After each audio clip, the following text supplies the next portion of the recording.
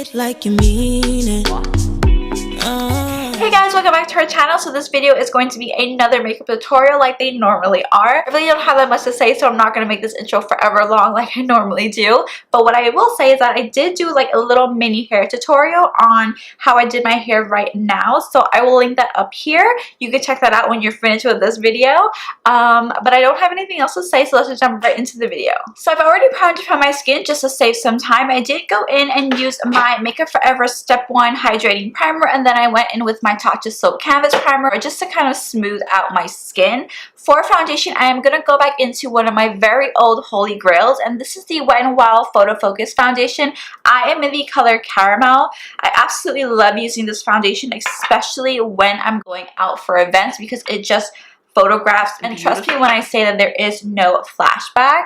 So I'm just going to kind of swipe this, then I'm just going to blend this in. I'm actually kind of running out of this foundation, which is ironic because I always keep like backups of this because I love it so much.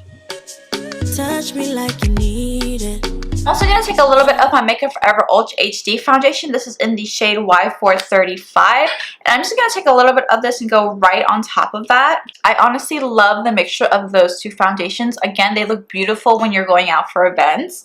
I am going to go in with Tarte Shape Tape like I normally do.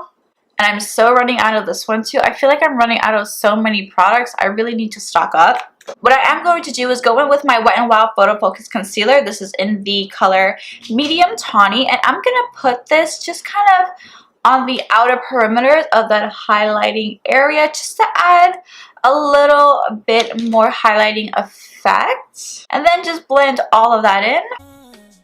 So in my previous video, I was saying that I want to film like a Q&A video, but again, I don't know if that's something you guys would be interested in. So what I'm going to do is I'm going to link my Instagram here somewhere on the screen and DM me questions that you guys had. If I have a lot of questions, you know, I'll definitely do the Q&A, but if it's not something you want to see, then, you know, it's completely fine.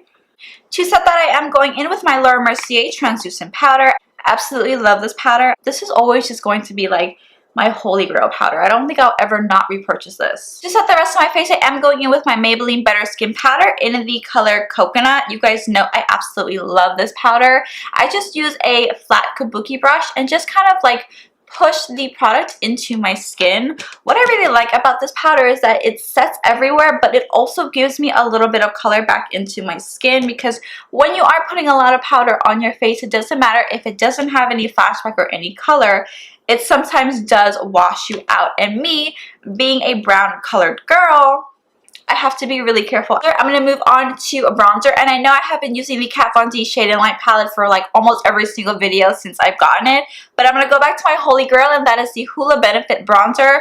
Absolutely love this bronzer. It's just kind of always that one product that I will always trust. It just does what I need it to do, and it's never like overpowering, and I've actually hit pan on this. For contour, I'm going in with my Too Faced Chocolate Solei bronzer with a smaller brush here, and I'm just going to snuggle this into that little socket. I'm going to change it up a little bit and go in with a Makeup Geek blush. This is in the shade Puppy Love. Yeah. For highlighter, I am going in with the Amrezy Highlighter with Anastasia Beverly Hills. And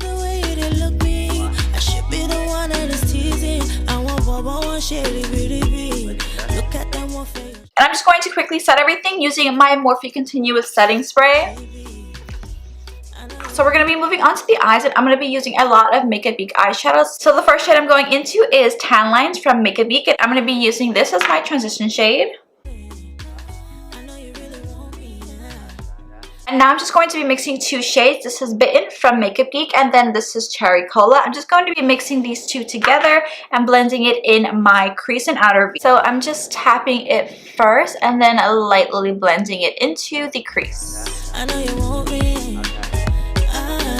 Just going back in with that big fluffy brush and just lightly blending out the edges. You guys know the deal, no harsh lines. I'm then going to go in with Americano from Makeup Geek, and I'm going to take a smaller fluffy brush.